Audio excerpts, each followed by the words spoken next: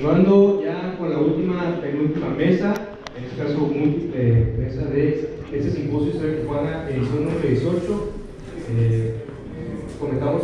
Seguimos con la siguiente mesa de análisis, que vamos a hacer mención por título y nombre de participantes en orden como van a participar ellos.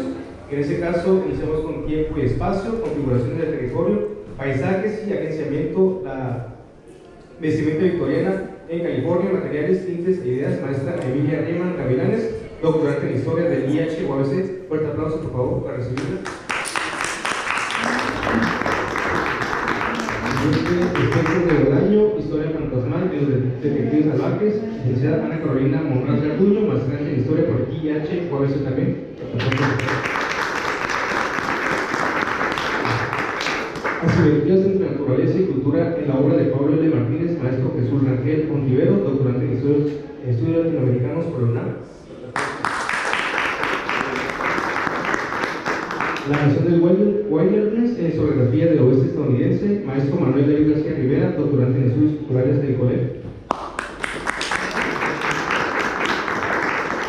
Y por último, acupuntura urbana para Tijuana, capacidades y colectividades del paisaje.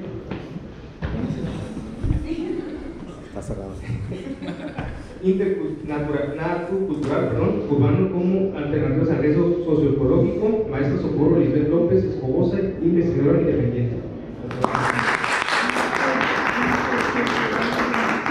En este caso iniciamos con Ana Carolina Monraz, Emilia Riemann.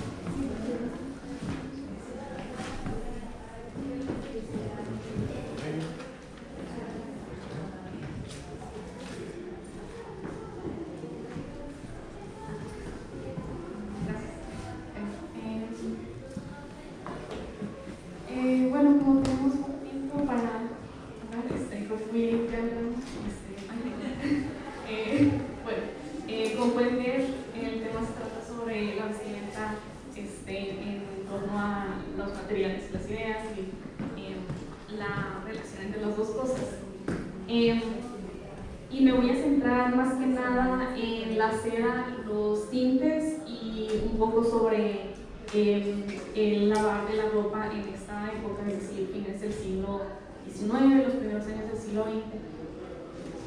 Y básicamente lo que voy a hablar son lo que considero pues, lo más interesante y lo más relevante para esta mesa, esta discusión. Entonces, lo más, digamos, empezando con el tema de la seda, sobre todo en estos años en el siglo XIX, una de las cosas más significativas es el hecho de que en estos años hubo una enfermedad que se propagó entre los gusanos de la seda, llamada febril. Y básicamente esta enfermedad más que nada afectó a la seda europea. Y esto, para resumirlo, o más bien para introducirlo, significó que la seda asiática, china y japonesa específicamente, cobrara más importancia y más poder, digamos, en el comercio mundial, internacional. Y para algunos autores, incluyendo a Mori Suzuki, pero incluso a Victoria Finlay, que escribió Fabric, un libro que me recomendó, más bien me hizo leer el doctor, pero lo agradezco porque fue muy importante y además muy interesante. Pero lo importante e interesante aquí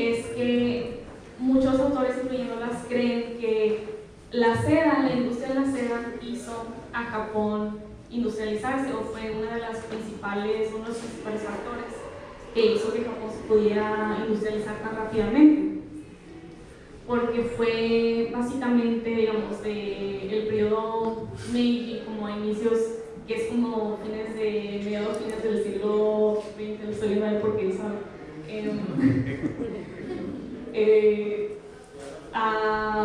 digamos, ya en los primeros décadas del siglo XX, Japón ya estaba, sí, Meiji fue el siglo XIX, usted también sabe.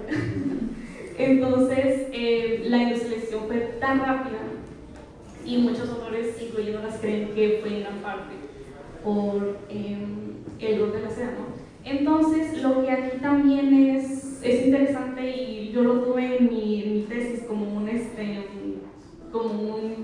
pie de página, pero después lo vi como más importante cuando el doctor lo mencionó precisamente en mi examen de grado, que al parecer, y sí lo puse en la tesis, ¿no? Que en los últimos años del siglo XIX era considerado en California que la seda japonesa era de mejor calidad que la seda china, pero, y que efectivamente en las, no sé si lo pongo eso específicamente aquí, pero sí era más cara, sí era un poco más cara, pero también había una razón, que lo que Mori Suzuki explica es que en gran parte era porque las familias dependían de esa industria, y era muy doméstica, y dependían de esa industria básicamente para sobrevivir. Entonces tenían que asegurar una calidad alta de la seda. Y algo que menciona es la idea de que en algunos hogares se trataba de forma como muy delicada al animal mismo, al gusano de la seda. Y comúnmente se creía, por ejemplo, que no debían hacerse ruidos fuertes para no perturbar a los animales, y que algunos dormían como alrededor de las bandejas de los gusanos, para asegurar que el calor corporal las mantuviera vivas. Y esas formas de asegurar la calidad y de asegurar la higiene, también lavándose las manos, etcétera, también aseguraron que las enfermedades no llegaran, o por lo menos no se propagaran con tanta fuerza en la seda asiática, como fue el caso en la seda europea, en donde tal vez las medidas higiénicas no eran ideales. Bueno, respecto a los tintes, asumí aquí que había como algo, pero bueno, refiriéndome a los tintes, no sé cuánto tiempo llevo hablando. 3 minutos. ¿Es lo que llevo o es? Bueno, faltan 4 minutos. Bueno, entonces, este periodo, fines, o más bien mediados fines del siglo XIX, fue cuando se comenzó a inventar los primeros tintes sintéticos, lo cual hizo que, contrario a lo que yo inicialmente pensaba, en realidad no era tan fuerte, una forma tan fuerte y tan sólida de decidir entre clases si alguien usaba colores vivos o colores no tan fuertes en estos momentos ya, aunque eso también tomó un tiempo de llegar a California. También había una serie de técnicas para se podían usar los tintes sintéticos de forma doméstica, pero también lo que es interesante es que en realidad no había formas muy sólidas de blanquear la ropa. Casi toda la ropa blanca eran como manteles para la casa, etcétera, lo que dicen white goods. La ropa blanca era muy poco común en realidad para usar en la vestimenta, por eso también fue tan significativo, tan memorable el vestido blanco de Victoria, de la reina Victoria, que fue muy, es decir, eso es básicamente lo que hizo que los vestidos de boda se volvieran blancos como tradición. Básicamente lo estableció. Bueno, con el tiempo que me queda, que no creo que sea mucho, quiero mencionar que, y estoy como mucho estoy hablando un poco más de los chinos en este lado porque está más relacionado con mi proyecto de tesis actual, pero también tiene que ver con la vestimenta, porque se refiere a lavar vestimenta y eso es son prácticas que pues a lo mejor son pasadas por alto a veces, pero en realidad dicen, por ejemplo, John Wang dice que lavar ropa era algo que necesitaba muchísimo trabajo, incluso ya para inicios del siglo XX. Generalmente se llevaban al hogar o se contrataba a alguien que solamente se encargaba de lavar ropa y no hacía ninguna otra labor doméstica. Y en California, ese tipo de labores domésticas que generalmente eran asociadas con las mujeres, muy comúnmente comenzaron a hacerlas los hombres chinos que llegaban en esos años, en fines del siglo XIX. Y eso es en gran parte por lo que ella explica como un proceso en el que están echándolos de un oficio a otro, de la minería, después de otros oficios considerados no tan femeninos o más ocupados por hombres blancos en California, y que después ellos terminan teniendo esos oficios femeninos en gran parte también porque la demografía de California era en gran parte hombres, entonces necesitaban personas que hicieran esos oficios femeninos, y digamos por esas circunstancias raciales, esas circunstancias sociales en general, fue que se orilló de alguna forma a los hombres chinos a tomar esas ocupaciones, porque menciona que en China no era precisamente que esas ocupaciones fueran consideradas masculinas.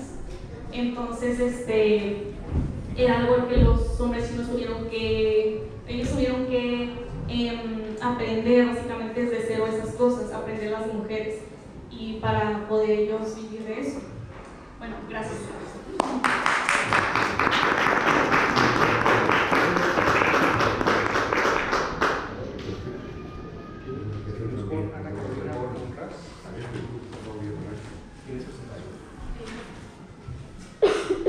Hola, buenas tardes a todos.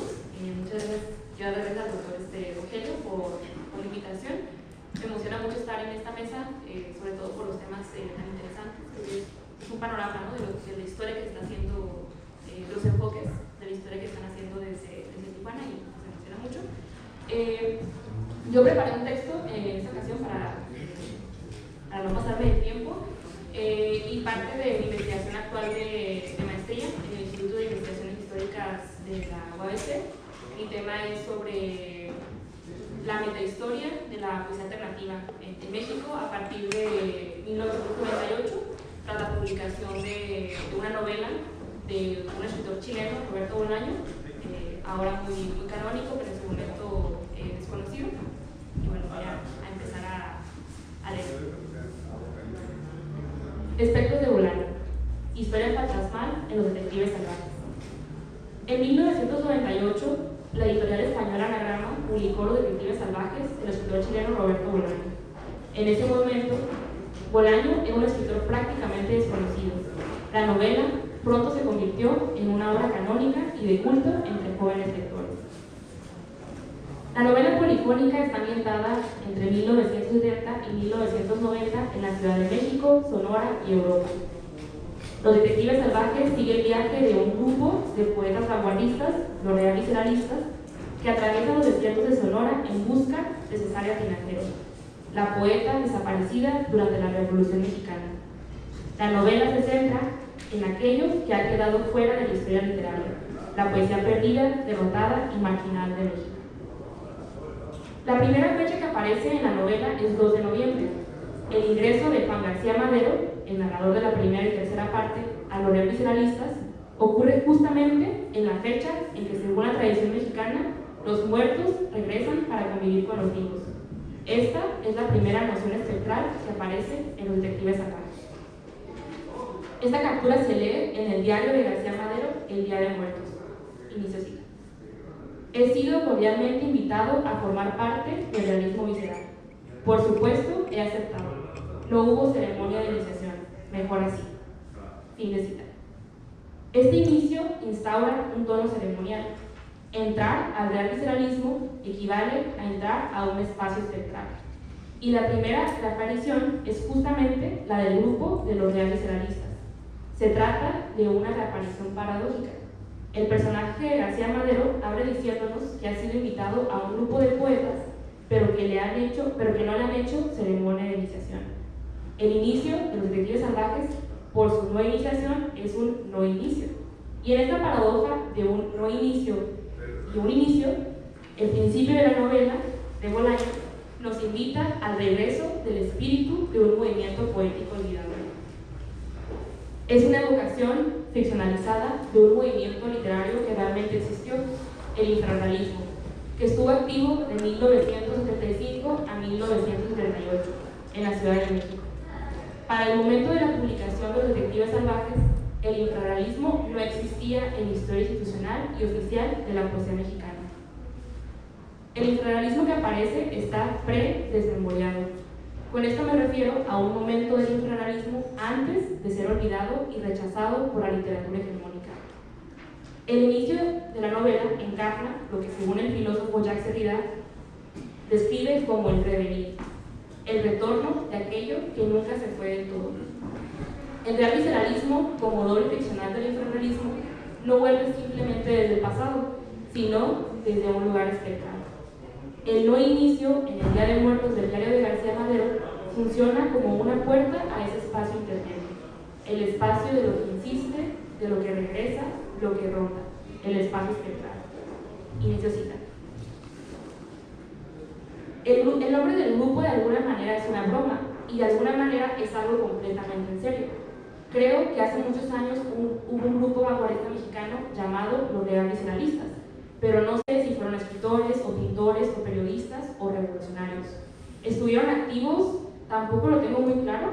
¿En la década de los 20 o de los 30? Por descontado, nunca había oído hablar de ese grupo, pero eso es achacable a mi ignorancia en asuntos literarios. Según Arturo Velano, los real visceralistas se perdieron en el desierto de Sonora. Después mencionaron a una tal Cesárea Tinajero o Tinaja. Fin de cita.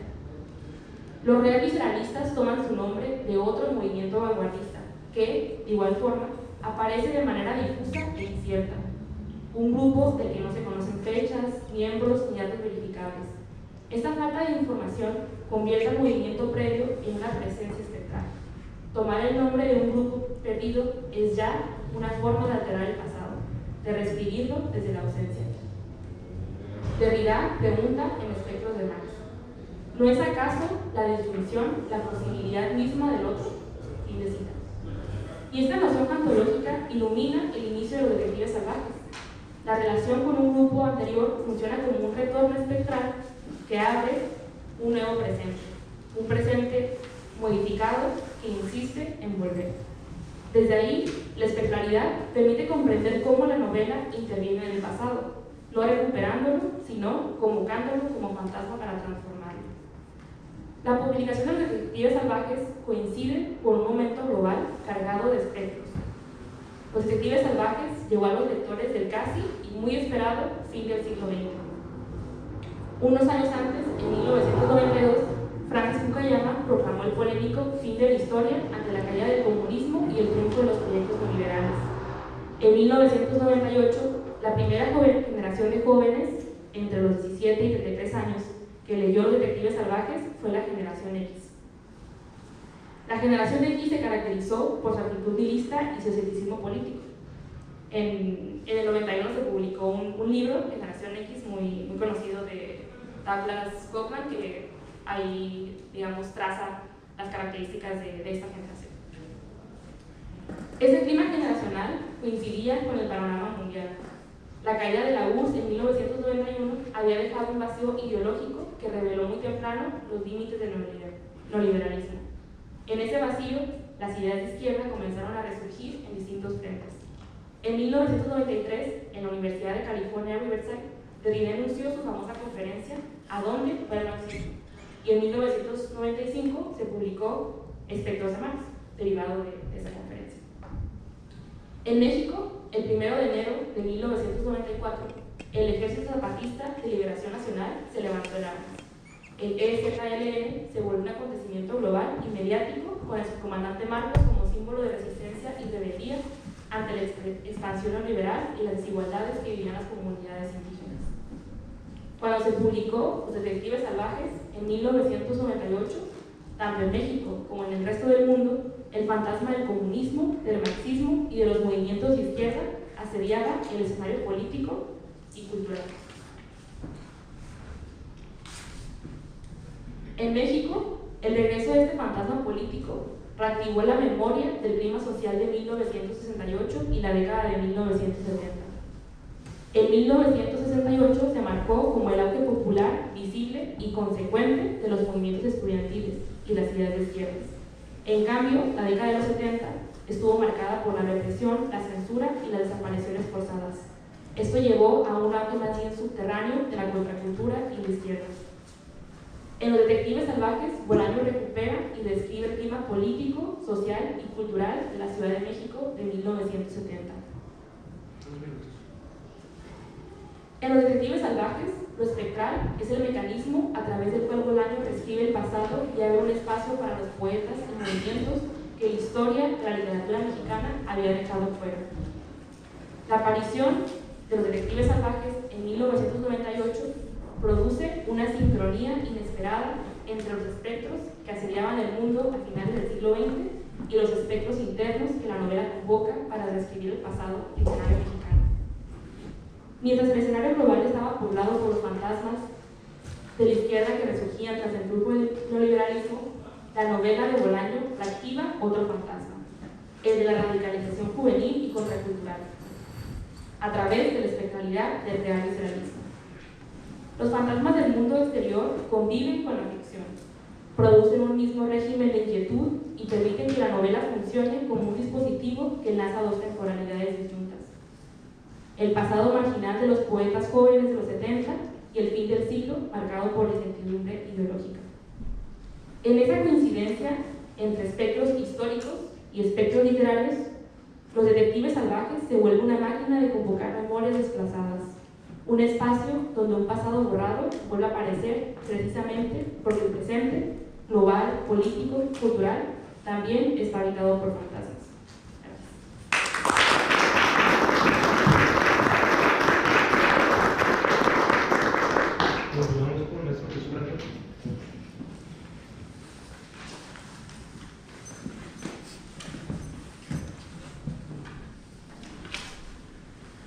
Buenas tardes. Me permití escribir unas notas porque cabe aclarar que este tema llevo casi 3 años sin hablar de él, así que pues fue un poco un ejercicio de memoria y de recuperar muchas notas y escritos que ya tenía, pero que pues permanecieron por ahí medio fragmentarios. Entonces, para sintetizar, no traje presentación, pero el objetivo es presentarles un análisis de cómo Pablo L. Martínez, que es un historiador local de la localidad, construyó su discurso histórico y cómo este discurso histórico estaba construido bajo la tensión de la naturaleza y la cultura. Más adelante voy a explicar de qué se trata esto para partir de un lenguaje común. Pero el argumento es que en su discurso histórico hay una idea de que la civilización moderna, es decir, y representada en la cultura, en la civilización, tiene que necesariamente avanzar hacia el progreso. Y en ese avanzar hacia el progreso implica dominar, registrar y controlar la naturaleza, y esto implica pues los ríos, delimitar en una suerte de idea estatal, dominar esta naturaleza, y bajo ese discurso pues el argumento es ese, esbozar cómo es esta tensión entre naturaleza y cultura. En Pablo L. Martínez la cultura pues no son otra cosa que la confianza en el Estado, en las instituciones, en las leyes, en la cultura moderna principalmente, después de la Segunda Guerra Mundial, y entender que en esta lectura dicotómica moderna entre la civilización y lo que no es civilizado, pues hay una suerte de tensión política que más adelante les voy a explicar. Esto para salir de los lugares comunes que identifican a Pablo L. Martínez como, bajo estas lecturas de la identidad de lo baja californiano o la identidad nacional. Es un lugar común decir que Pablo L. Martínez escribió sus historias para construir una identidad baja californiana, rescatando el pasado, porque escribió una historia de Baja California en 1956 bajo un contexto múltiple, pero sí es argumentar que podemos salir de esa lectura identitaria y presentar a Pablo L. Martínez como, por otro lado, uno de los historiadores que siguió repitiendo esta idea binaria de la naturaleza y la cultura. Aunque es cierto que Pablo L. Martínez escribió su historia de Baja California con un fin identitario, no podemos desconocer esa cuestión, pero es necesario salirse de esa lectura para poder analizar de manera más crítica una serie de escritos, no solamente de él, sino en sí mismo de la misma historiografía.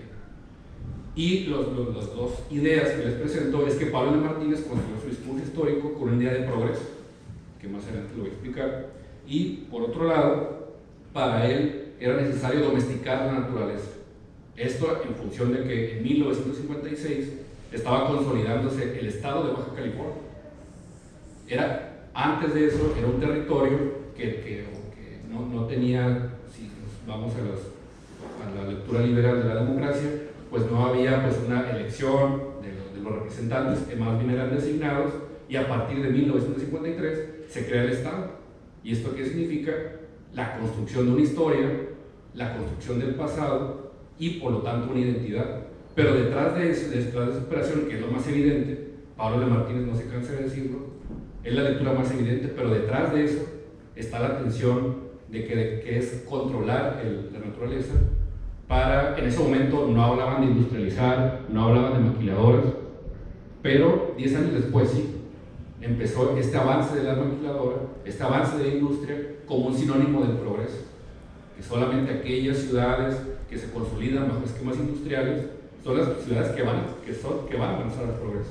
Ese mito, nos damos cuenta hasta la fecha, que es un mito de la modernidad, que necesariamente tenemos que ir hacia el avance, hacia el progreso, y de hecho las fábricas, la industria maquiladora es el principal responsable del cambio climático y del antropoceno que actualmente estamos viviendo, ¿no? Cabría preguntarnos si necesariamente si necesitamos esas protecciones modernas. Entonces, para sostener una idea de críticas acerca del progreso, yo vuelvo a Walter Benjamin, que fue un filósofo alemán que durante 1930 1938, en función del ascenso del fascismo, tuvo una visión crítica del progreso.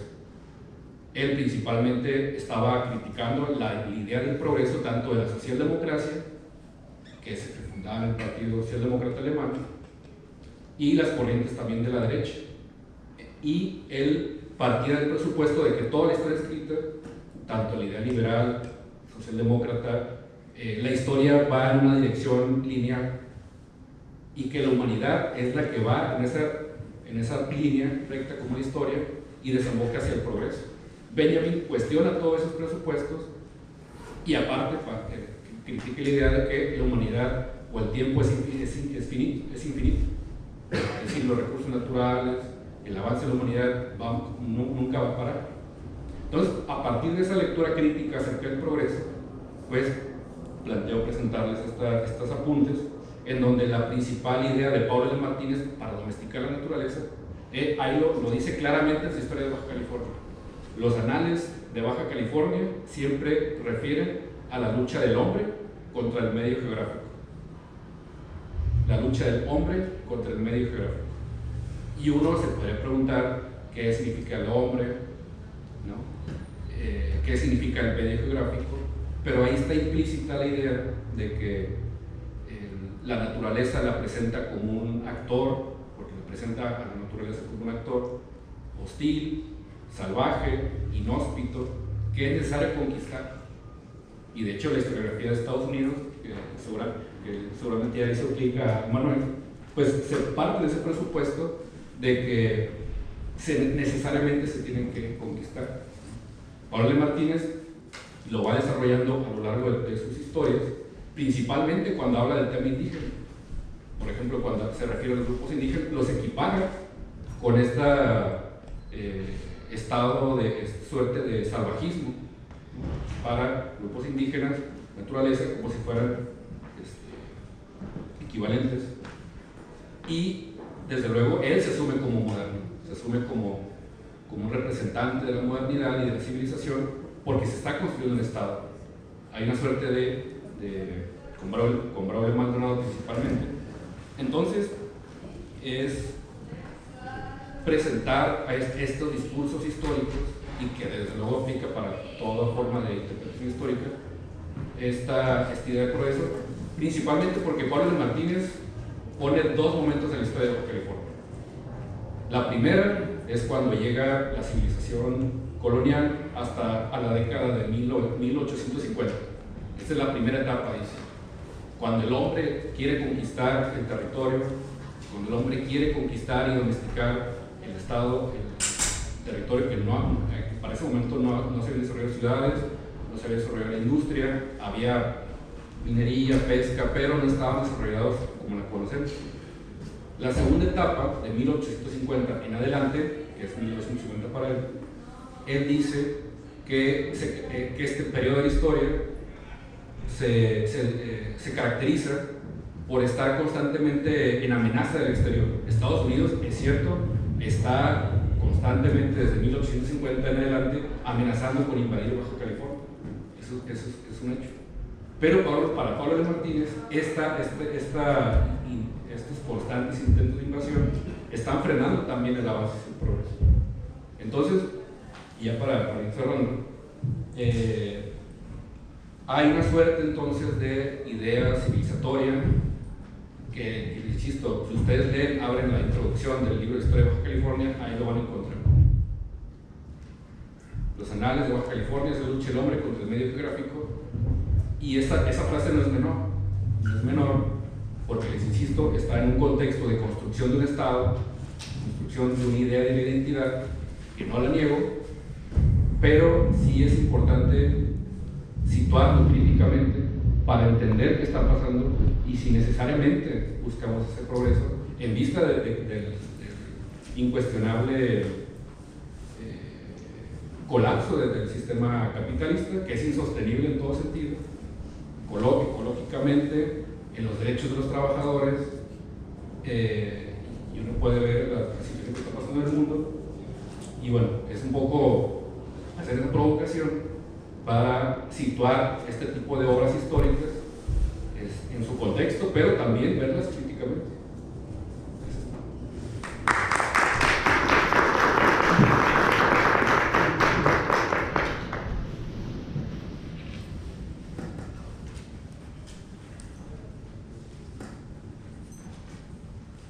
Bueno, les agradezco antes el espacio. Parece que la intervención del maestro Rangel es un preámbulo para la mía, ya que parece que estamos conectados en este tipo de elementos epistemológicos. Y lo mío más enfocado hacia el entendimiento de lo que es el wilderness. Si bien ya mencionó el maestro Rangel lo que es la naturaleza y cómo se entiende, a partir de la modernidad, como ya lo mencionó el maestro Rangel, hay un avance hacia ese progreso, hacia esa conquista. Generalmente en la historiografía de Estados Unidos el wilderness es tomado desde diversos elementos dicotómicos que se anteponen entre sí, ya que la idea del progreso lleva a invisibilizar a las propias poblaciones que estaban u ocupaban estas zonas. Entiéndase ahora el wilderness en la actualidad, porque también el wilderness tiene una polisemia y es susceptible al cambio temporal.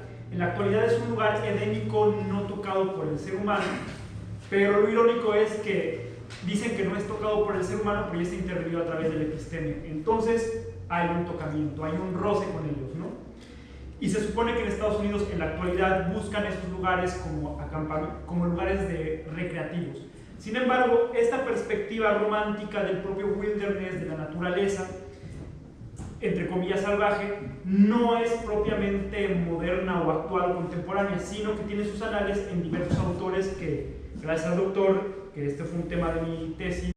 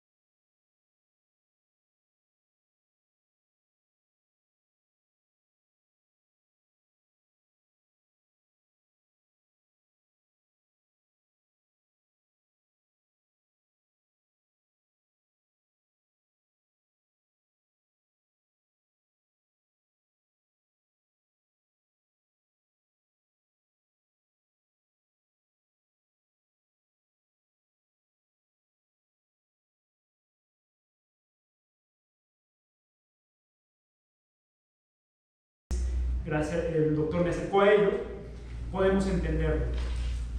Entre ellos está George Perkin Marsh, que observa el wilderness desde dos perspectivas. La primera, desde una sintomatología edénica, donde el ser humano no había dominado con sus obras, por lo tanto no era corrupto, era impoluto. Sin embargo, este tipo de escenario natural para Perkin Marsh era un escenario no activo. Como ya lo mencionó el maestro Rangel, se necesitaba productividad. Entonces Perkin Marsh, ¿qué sugería? Conquistarlo, apropiarse de él, porque para él la naturaleza era la esclava involuntaria del ser humano, y un reflejo de la propia productividad, del propio progreso, era ese sometimiento de la naturaleza. Entonces, aquí vamos a encontrar dos elementos que se anteponen. En primer lugar, es el lugar edénico, y en segundo lugar, la parte del progreso. Sin embargo, este tipo de elementos se contraponen a otro investigador, que fue Aldo Leopold, que si bien rescata parte de los elementos de George Perkin Marsh, como el wilderness del elemento impoluto, establece un elemento que es mucho más interesante desde otra perspectiva. Le da agencia al propio wilderness. ¿Cómo le da la agencia al wilderness? A través del propio sometimiento hacia los elementos científicos, que esto se tiene que resguardar, y es el primero en proponer políticas y éticas de la naturaleza, lo cual está dando ya una importancia a la propia naturaleza dentro de la concepción no solamente de los Estados Unidos, sino de la concepción de la propia cientificidad del conocimiento natural. Entonces se empieza a formar una dicotomía entre lo que es el progreso, lo que es la ciencia y lo que es la naturaleza. Y este tipo de elementos van a llevar que, si bien Frederick Jackson Turner no lo menciona como tal, en su tesis de frontera establece cómo la naturaleza influye dentro de la creación del episteme del colono o de los movimientos colonizadores, porque les confiere toda la epistemología de desarrollo, de inventiva, incluso de los valores que se trasladan a Estados Unidos a partir de su propia tesis, porque él sostiene que lo natural es la parte que influencia al propio colonizador a crear este tipo de valores como la democracia, la libertad y todo ese tipo de ideario a través de la convivencia con lo natural. Sin embargo, aquí viene otra contradicción, porque si bien sostiene esa parte, también sostiene que eran tierras vírgenes, tierras impolutas, tierras desocupadas. Pero la pregunta es, ¿realmente eran tierras vírgenes? ¿Realmente eran tierras desocupadas?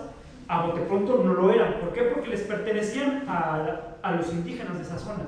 Sin embargo, como los indígenas, desde una perspectiva religiosa, no tanto católica, porque el catolicismo está más orientado hacia México, pero voy a encerrar dentro del protestantismo varias de las religiones norteamericanas, como no eran monoteístas estos grupos, pues entonces eran incivilizados, de acuerdo al lenguaje del progreso y del lenguaje del conquistador, del colonizador. Entonces, por lo tanto, no eran personas las que habitaban ahí, eran demonios de características bíblicas, porque otro de los investigadores, que es Roderick Nash, sostiene que la parte bíblica del conocimiento del wilderness se identifica a través de Génesis 1:28, que es conquistar la tierra. Hay una parte de demonización hacia las culturas naturales. ¿Cómo es ello? Los invisibilizan, les causan una injusticia hermenéutica y una violencia epistémica, eliminando todo atisbo de inteligencia a través de ellos. ¿Por qué? Porque ellos tenían una convivencia con lo natural mucho más cercana de lo que lo tenían el conquistador o el colonizador europeo, que era este tipo de elemento, una agencia. Ellos respetaban más a la naturaleza en ese aspecto, no lo veían tanto como una situación de progreso, sino como una situación de simbiosis, algo que se pierde cuando llega el colonizador europeo y es totalmente de apropiación, de explotación y de segregación. Por lo tanto, este tipo de elementos confluyen en la tesis de Frederick Jackson Turner y se empiezan a analizar desde esa perspectiva de conquista y también de una agencialidad que la propia naturaleza se le otorga como fundamentadora de los elementos epistémicos de los valores norteamericanos. También se ha recuperado los elementos de cómo el wilderness, a través de Frederick W. Turner, que no es el mismo que Frederick Jackson Turner, no son familia, cómo el wilderness se relaciona también a las perspectivas de frontera. Es un elemento que va más allá, es un elemento que está rodeado por un elemento fenoménico, donde la agencia de los elementos no humanos puede alcanzar la medida que estamos dispuestos a permanecer en convivencia con eso salvaje. En pocas palabras, Para ellos el wilderness, incluso en la actualidad, era un elemento que eliminaba la corrupción del ser humano porque venía de las ciudades. Esto se mantiene en una situación más o menos edílica, que más tarde William Cronon va a rechazar porque dice que generalmente los que añoraban o deseaban el wilderness no eran las propias personas que estaban en contacto con ella, ¿no? Sino eran las personas que estaban en las ciudades, y más sobre todo los europeos que venían a América, eran los que querían estar en contacto porque venían de ciudades atestadas o civilizadas. Entonces se rompe prácticamente la lógica torneriana de la eliminación de la corrupción, pero sí sigue existiendo una romantización de la propia naturaleza como constructora de este tipo de agencia y de eliminación de esas perspectivas corruptas del ser humano. Esta agencia también propiamente de la naturaleza como eliminadora de la corrupción no solamente es característica de Frederick Jackson Turner, sino tiene sus anales mucho más temprano en el contrato social de Rousseau, que él sostiene también esa parte de cómo la naturaleza elimina la corrupción del ser humano. Entonces vamos a encontrar siempre en la palabra wilderness esa duplicidad, esa dicotomía entre estado virginal o estado edénico y el estado desértico, que tiene que ser librada de las manos de la no vida, que era la no vida, la no producción, como ya lo sostuvo el maestro Rangel.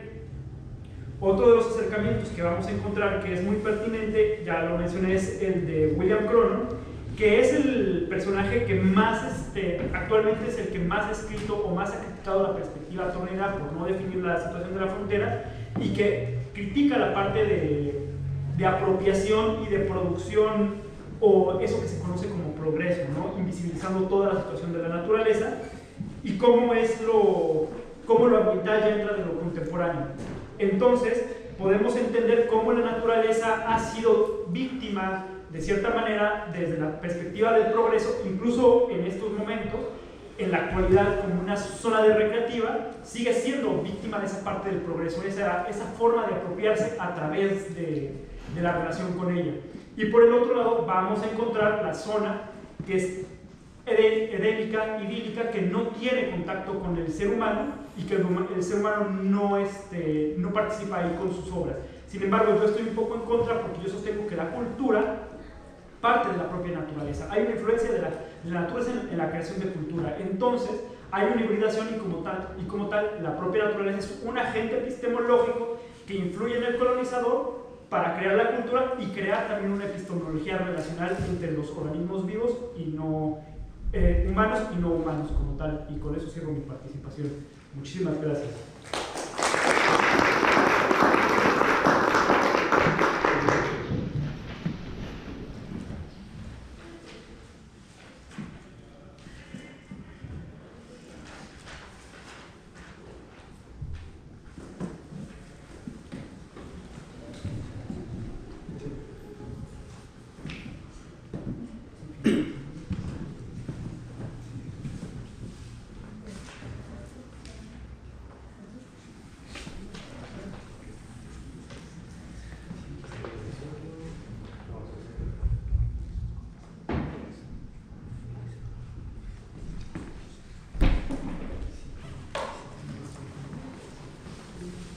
Buenas tardes, muchas gracias por el espacio, muchas gracias por su asistencia.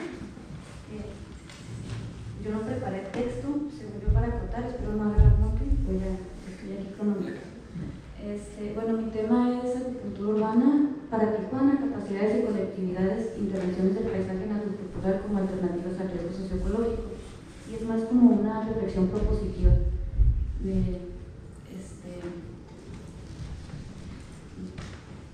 dividiré mi presentación en 5 partes.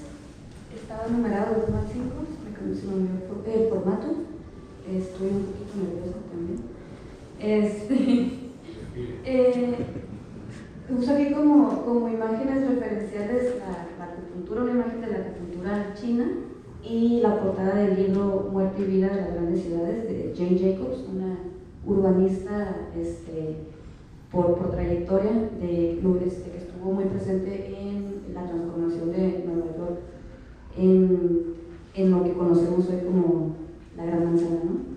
y un poco para hacer el paralelismo entre la idea de la acupuntura y las vías de lo urbano, ¿no? Bueno, lo socioecológico se entiende, el sistema socioecológico se habla no de lo social o lo sociocultural, sino lo socioecológico, porque como ya lo mencionaron los compañeros anteriormente, pues estamos ante una actualidad en donde lo urbano implica interacciones de todos los elementos sociales, culturales, políticos, de naturaleza, como en sus aspectos climáticos, pero también territoriales. Y esta perspectiva viene un poco ahí lo mencioné anteriormente, viene de la teoría general de sistemas, donde está esta premisa de que el todo es más que la suma de sus cargas. O sea, lo socioecológico es todas estas interacciones que de alguna manera la crítica es que lo abordamos desde una perspectiva interdisciplinaria porque ya no es posible en este momento de crisis actual global seguir abordando los aspectos problemáticos, creemos, desde lo ambiental, lo social, lo político, porque todo está involucrado.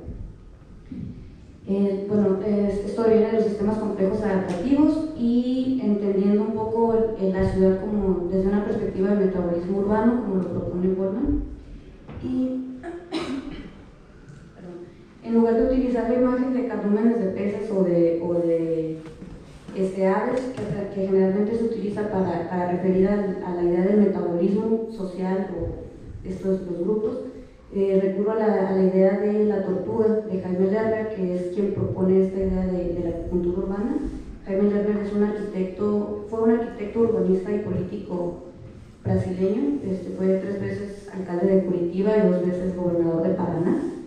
Y parte de esta premisa de que la ciudad es como una tortuga y que la tortuga en sí misma tiene las funciones orgánicas de supervivencia, alimentación, movilidad, abrigo, todo en un mismo cuerpo. Entonces, de alguna manera, de acuerdo a lo que propone Jaime Lerner, pues es difícil entender la ciudad si dividimos en un espacio lo que corresponde al trabajo, al habitar, a los espacios públicos, las áreas verdes, etcétera. De alguna manera, pues repensar la ciudad como este entramado de todas estas necesidades de la habitabilidad. Esta imagen la iba a poner al final, pero para no cerrar así como que tan drásticamente, mejor la puse aquí. Entendiendo un poco, para pasar a la idea del riesgo, que en antaño la precariedad parecía el destino de todos los menos afortunados, y hoy parece que todas nuestras vidas son precarias, incluso cuando, al menos por el momento, tenemos los bolsillos llenos. Esta es una cita de Anna Tsing en una entrevista en donde pues recogemos esta idea que ya mencionaban los compañeros también de por qué estamos hablando de la naturcultura y ya no separando los aspectos naturales y culturales, sino entendiéndolo como un todo. Y bueno, esto lo ilustro un poquito con la portada de Economist para el año que viene. Pues a qué nos referimos con la precarización y la idea de la crisis constante. Aquí voy a tratar de irme rápido, me voy a parar un poquito para explicar. Esto aquí es como el marco teórico que tuve en mi tesis de la maestría, de donde parte un poco esta idea de la vulnerabilidad, el riesgo y la marginalidad. Es como todo un marco teórico, voy a tratar de explicarlo brevemente. Tenemos el tiempo y el espacio. El tiempo yo lo estoy entendiendo desde la propuesta de Braudel, de la larga, la corta duración y la coyuntura. La coyuntura sería ese momento desde una perspectiva un poco situacionista, a atender el momento, ¿no? Y esto un poco va porque en términos, por ejemplo, de política pública, las intervenciones en las ciudades se hacen en términos de periodos administrativos gubernamentales, y en realidad los problemas y los riesgos surgen en un momento, ¿no? Esta es una pirámide invertida del trabajo de Robert Castell, de la cuestión social, en donde tenemos que la inclusión sería la punta de la pirámide, la exclusión es el margen, y la precariedad es toda esta franja que está entre la inclusión y la exclusión.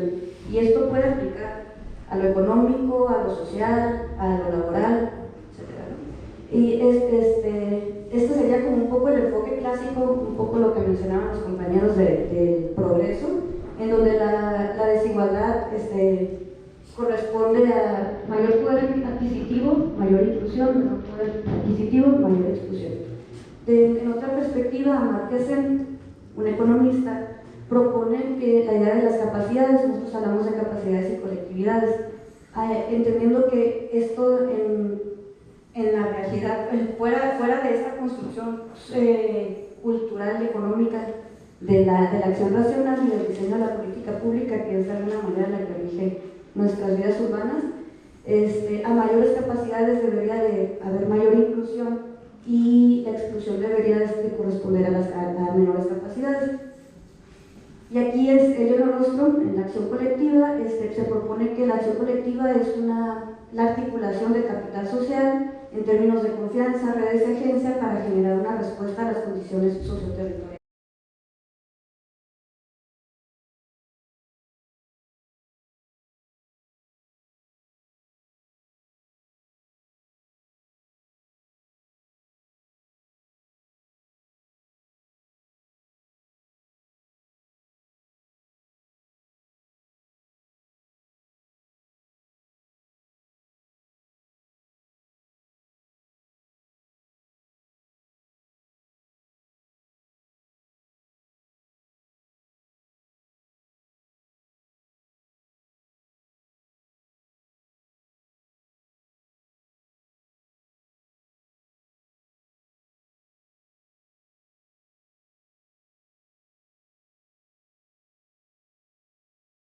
La idea de intervenir, de buscar específicamente cuáles son puntos críticos y tratar de intervenirnos no solamente desde un aspecto territorial o ambiental o social, económico, sino buscar una manera de impactar en las ciudades de una forma conjunta. Y la idea crítica de Lerner es que la ciudad no es un desfile de modas, la ciudad no es un bowl de espagueti sin salsa, y que el cigarro de alguna manera es el carro del futuro, porque la contaminación debería de alguna manera, en la medida en la que se siga pensando la ciudad en términos de movilidad de los autos y no de las personas. Y pues esta es una imagen de Curitiba, el lugar de Brasil en donde fue alcalde este señor Jaime Lerner. Según Wikipedia, para su tercera candidatura ni siquiera se presentó 12 días antes de que fueran las elecciones y ni siquiera hizo trabajo o sea, no, la gente votó por él y él quedó porque ya había hecho un trabajo de fondo, ¿no? Y porque aquí, de hecho, se vio una guerra. Y de hecho, a la comunidad india, que son los papados filibos que metieron el muro, ellos salieron perdiendo de esa guerra que hubo. Y de hecho, ese monolito está en Senado. Bueno, no sé si se usa, no para un recuerdo, también algo para que lo tengan en cuenta. Porque es muy importante eso, la guerra que se dio aquí en Ángel, que casi muchos de estudiantes no lo hablan, pero hay dos libros que se hablan de eso, de la guerra filibustera. Uno lo hicieron aquí en México y otro lo hicieron aquí en Estados Unidos.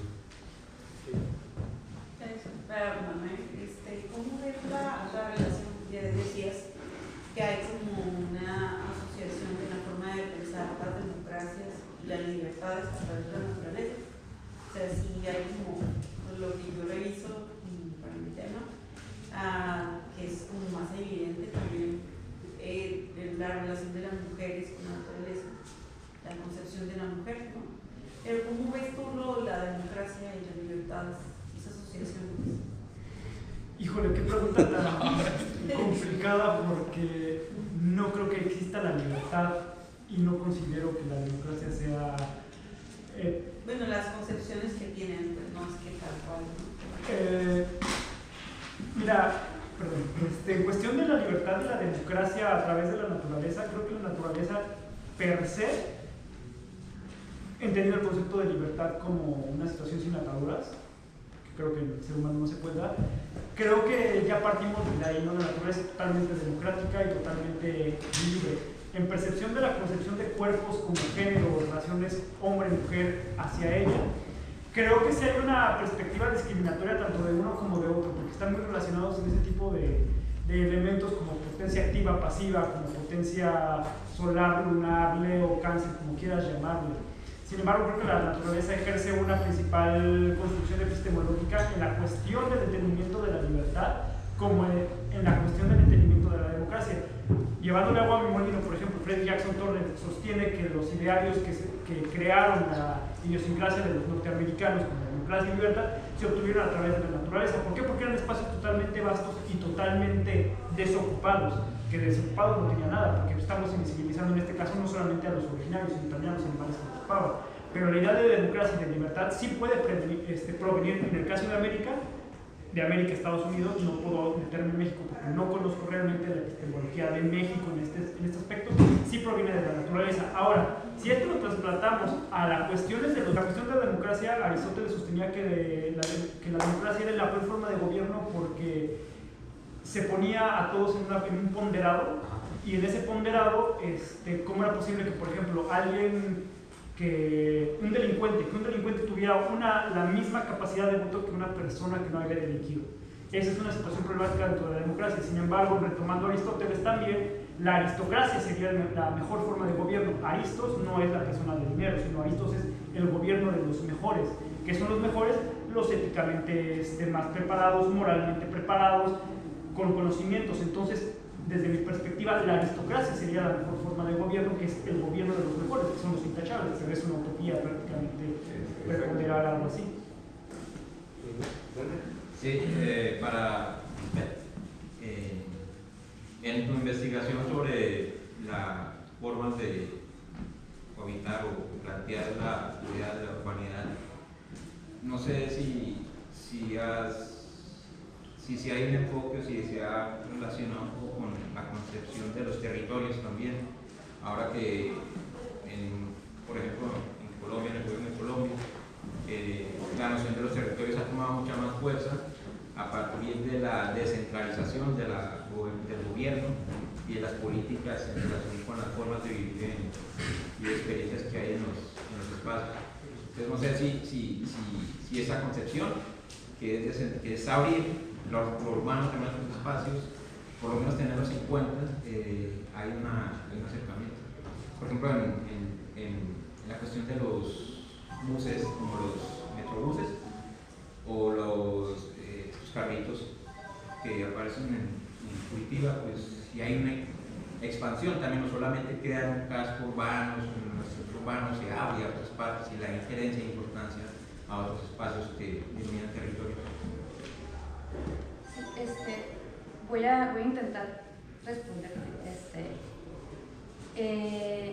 Yo como que esto lo estoy haciendo desde como que parte desde una motivación empírica, porque tengo dos situaciones. Mi tesis de la maestría partió de una experiencia de investigación-acción, porque yo estaba habitando, hacer una foto ahí, y es un contexto en donde hay una situación de riesgo. Entonces, creo yo, mi acercamiento al tema, para mí considero que es necesario también repensar, no sé si lo voy a responder, te digo, en los términos, porque en la maestría tuve 3 compañeros que eran de Colombia, entonces yo sé que la reconfiguración en Colombia y esta idea de los territorios pues es algo más amplio, ¿no? Pero acá lo que sí identificaría es que considero que hay una necesidad en el caso de Tijuana, por ejemplo, de operar, sí, a lo mejor a partir de una experiencia de delegaciones o algo así, porque son situaciones muy localizadas. O sea, esta idea de la acupuntura sería como de alguna manera trabajar a partir de descentralizar un poco la intervención, y sí trabajar a partir por ejemplo, en lugar de trabajar un plan a nivel ayuntamiento, trabajarlo a nivel delegacional, ¿no? Pero no sé si estoy respondiendo. Ajá. Sí, porque lo del Metrobús, por ejemplo, anteriormente con el doctor Rogelio trabajamos un tema sobre el Parque Esperanto, precisamente observando el Parque Esperanto como una alternativa o una propuesta de relación de la población con la flora y fauna, con el medio naturcultural, ¿no? O sea, como una posibilidad, pero también esto conlleva el hecho de que de alguna manera se trasladan los espacios verdes o se crea un espacio en una zona y se genera un problema de movilidad, de que el fin de semana en aquella zona de Los Pinos y demás hay un chorro de carros, se vuelve un problema para la movilidad de la gente local. O sea, de alguna manera una intervención que sí es un beneficio como general, pero finalmente se convierte también en un deterioro de los trayectos, del entorno social y de habitabilidad para quienes viven en esa zona, por ejemplo. Y también para las personas que buscan un espacio de esparcimiento, pues es hacer un trayecto de un chorro de tiempo para entrar al parque y después salir. Entonces, de alguna manera, esta perspectiva de la cultura también sería considerar como de qué manera reactivamos o creamos estas intervenciones en, no sé, segregaciones, por ejemplo, para atender ciertos problemas como el de la movilidad. De hecho, en los 80, yo estaba en la secundaria, se habló de un plan de desarrollo urbano del Estado. Se habló de meter aquí en Baja, bueno, lo que era aquí hasta las 5:10, porque no era aeropuerto, lo que era el centro de fútbol, no era aeropuerto, era lo que era Otay, no había módulos todo ahí. Se habló de meter un transporte más eficiente, porque se está hablando a futuro, ¿me entiendes? Pero nunca se realizó. Se habló, pero nunca se hizo. Y de hecho hay planos de desarrollo aquí en Tijuana. Me tocó escucharlos en foros que hacían planeación, se hablaba, pero nunca se realizó. Como siempre, ¿no? Siempre queda en lo burocrático. En el caso voy a tratar de cortar, pero en el caso se me hace muy interesante, digo, aparte de que es una idea que luego se exportó y se globalizó, ¿no? La del Metrobús. La situación del Metrobús en Curitiba se presenta una situación de que se requiere, por cuestión de densidad poblacional, una forma de transporte público que atendiera a gran cantidad de gente. Entonces, en ese momento, creo que fue en los 60, Jaime Lerner todavía, él era arquitecto y forma parte del equipo cuando se busca hacer una propuesta para meter el metro. Ellos buscaban meter el metro, pero Jaime Lerner decía, no, pues se va a hacer una inversión millonaria, hay que excavar, hay que hacer una chambota. Entonces por eso se empieza a trabajar la propuesta del metro, que fuera, o sea, algo superficial. Y actualmente las imágenes que tomé, que te presento acá, son de una conferencia de él que está en YouTube. Y él comenta, ya hablando de cifras, dice que actualmente el metro de París mueve al día creo que 3.000. Habla de cifras, pero hay una... Se tiene que subir 7 personas.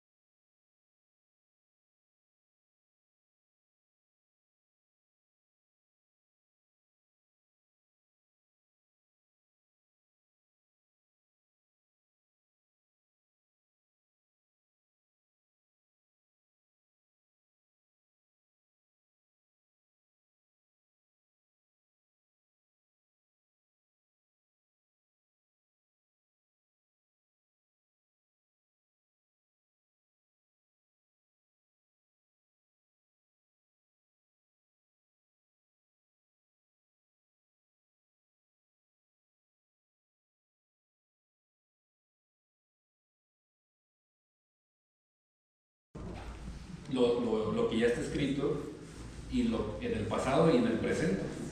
Leerlo críticamente, tratar de desmontar ciertos lugares comunes que impiden la comprensión de ciertos fenómenos y problemas, verlos de otra forma y ser propositivos en ese sentido. Y yo creo que puedo concluir. Pues, tal vez debí enfocarme como en un tema específico, así como muy para tener como más de lado conceptual, supongo, pero algo que quería asegurarme como de mencionar, digamos, que seguramente si notaron es como esa relación entre como los animales y en general las plantas, porque obviamente tienen una relación directa con los textiles, ¿no? También de ahí vienen los pigmentos, los tintes que no son sintéticos, y en realidad los sintéticos también son el resultado de procesos que se hacen con cosas de origen natural, ¿no? Entonces eso es como digamos, la parte tal vez más importante que no menciona explícitamente en la presentación. Bueno, yo solamente decir que como muestra de esta mesa, pues hay una necesidad de reconocer que todo está conectado, ¿no? Y ya no es cosa de espiritualidad o de hippies, o sea, hay que pensar en términos de sistemas y de interdisciplinarios, y o sea, ya no es una cosa o es otra, todo está relacionado, y en la medida en la que cualquier situación que abordemos o problematicemos, la analicemos desde la suma de las partes y todos los aspectos que intervienen, creo que sobre todo en términos de política pública o de intervenciones urbanas, pues ya está personal, ¿no? Es como una forma de contrarrestar la posibilidad de crisis. Muchas gracias. Bueno, cerramos con un aplauso a Carlos. Bueno, yo la única invitación que les iba a realizar es de que hay que ver que la naturaleza no solamente se encuentra afuera de lugares no tocados por el ser humano, sino se encuentra también en nosotros, a pesar de que también somos poshumanistas en el sentido de que ya utilizamos aparatos que son una extensión de nosotros, llámense lentes, celulares y todo eso, y nuestra corporalidad también es natural y también lo encontramos en las propias ciudades, ¿no? Y eso se lo debo al doctor Rogelio, que nos ha ilustrado en ese apartado. Sí, nada más. Hay una réplica. Quería recalcar algo. O sea, las personas que estamos acá, hombres y mujeres, formamos parte de un seminario en el que compartimos estas ideas, y de pronto estas ideas que pueden parecer extrañas chocan con ciertas ideas que damos como dadas, como el desarrollo, el progreso, que lo tenemos como ya